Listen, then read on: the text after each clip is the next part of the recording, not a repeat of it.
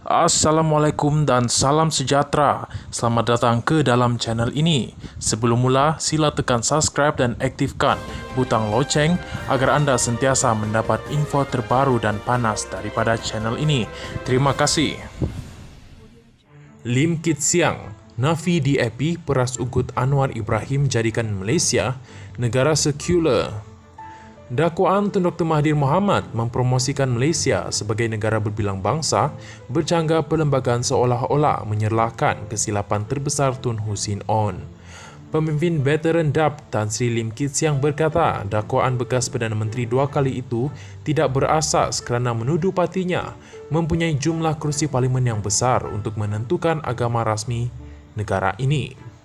Katanya, Dr. Mahathir Mohamad dakwa DAP guna nombor untuk memeras ugut Perdana Menteri Datuk Seri Anwar Ibrahim bagi menggantikan Islam sebagai agama rasmi dengan negara sekular atau negara tanpa agama rasmi.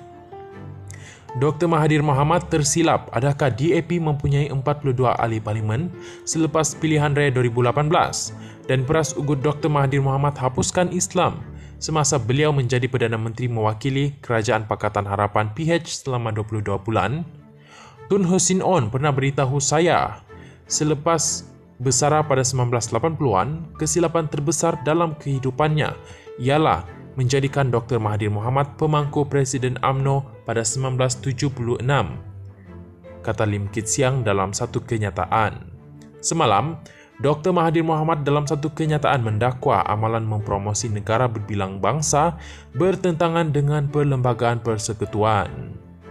Sebaliknya, Dr. Mahathir Mohamad mendakwa perlembagaan persekutuan hanya menekankan kemelayuan Malaysia. Dalam pada itu, Lim Kit Siang mengingatkan Dr. Mahathir semasa berucap dalam Perhimpunan Agung Pertubuhan Bangsa-Bangsa Bersatu PBB pada September 2018. Dr. Mahathir Mohamad berikrar menandatangani Konvensyen Antarabangsa mengenai penghapusan segala bentuk diskriminasi kaum, ICED. DAP sangat menyokong. Tiada apa yang diketahui mengenai cadangan itu. Bagaimanapun, DAP kemudiannya menjadi sasaran dan difitnah sebagai anti-Melayu, anti-Islam dan anti-Raja dedanya lagi. Lim Kit Siang juga hairan walaupun Dr. Mahathir telah menjadi Perdana Menteri 2 kali selama hampir suku abad, beliau nampaknya tidak tahu apa-apa mengenai perlembagaan persekutuan. Lim Kit Siang berkata, saya minta Dr. Mahathir Mohamad membaca perkara 3 perlembagaan Malaysia yang tidak menyebut mana-mana agama rasmi. Perkara 3-1 menyatakan, Islam ialah agama bagi persekutuan, tetapi agama-agama lain boleh diamalkan dengan aman dan damai di mana-mana bahagian persekutuan.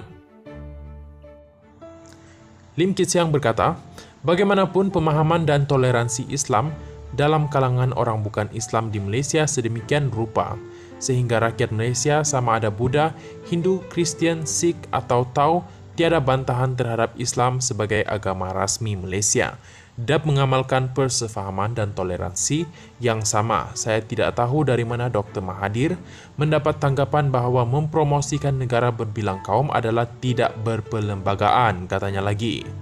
Kata Kit Siang lagi, kesemua 3 Perdana Menteri terawal termasuk Tunku Abdul Rahman, Tun Razak dan Husin mengejar kepada negara kepelbagaian kaum.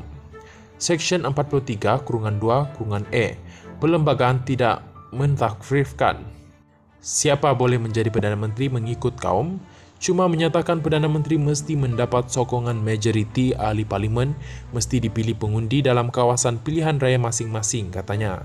Saya harap Malaysia tidak perlu mempunyai Perdana Menteri bukan Melayu selama 230 tahun, tetapi saya tidak mengharapkan bukan Melayu menjadi Perdana Menteri pada abad ke-21.